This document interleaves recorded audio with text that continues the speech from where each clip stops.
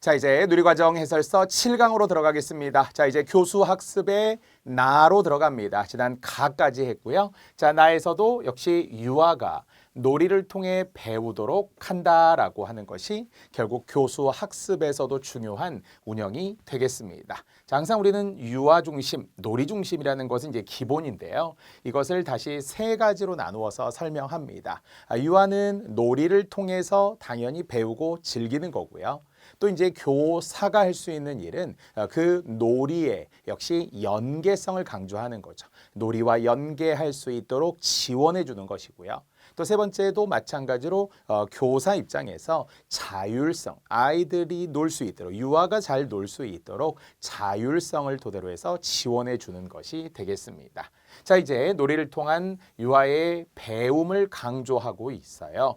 유아는 어디서나 자유롭게 놀이하며 배울 수 있지만 특히 교육과정으로서 누리과정을 운영하는 유치원과 어린이집에서 이루어지는 유아의 놀이는 교사의 지원을 통해 다시 놀이하고 배우는 것은 유아, 교사는 지원해 주는 거니까요. 유의미한 배움이 될 수 있다는 것이고요. 교사는 다양한 방식으로 유아가 놀이를 통해 배우고 성장할 수 있도록 돕고 지원하는 역할을 해야 한다라고 했어요. 여전히 지원합니다. 조력자입니다. 도움을 주는 건데요. 다양한 방식으로라는 것도 역시 좋아 보이네요. 만약에 획일적인 방식이다. 그러면 안 되겠죠. 역시 같은 놀이라고 할지라도 방법은 다양하게 흥미를 잃지 않게 몰입할 수 있도록 도와주는 것입니다. 유아가 놀이를 통해 배우도록 한다라고 하는 이제 전체 내용에 대한 설명이고요.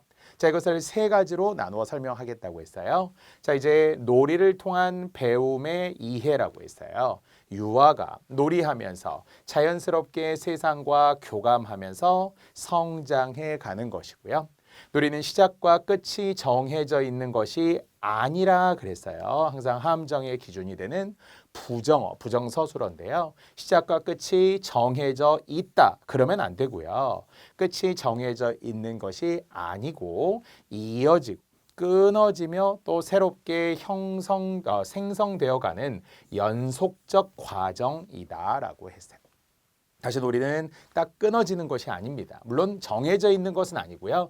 여기서 끊어진다라는 것은 이어지고 끊어지면서 새롭게 생성된다라는 것이지 딱 끝은 아니라는 거예요. 자, 이는 곧 배움의 과정과 같다라고 했습니다. 자, 교사는 유아의 놀이를 배움의 과정으로 이해하고 유아의 놀이를 지원해야 합니다. 그러니까 다시 한번 유아는 놀이를 통해서 결국 배우는 거고요.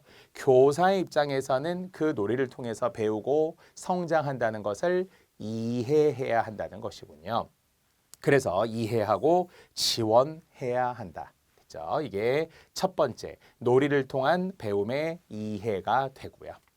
자, 그러면서 개정 누리 과정에서는 유아가 놀이를 통해 경험하는 배움을 5개 영역과 다시 한번 우리는 신체 운동, 건강, 다시 의와 관련된 의사소통, 의사소통 아주 중요하고요.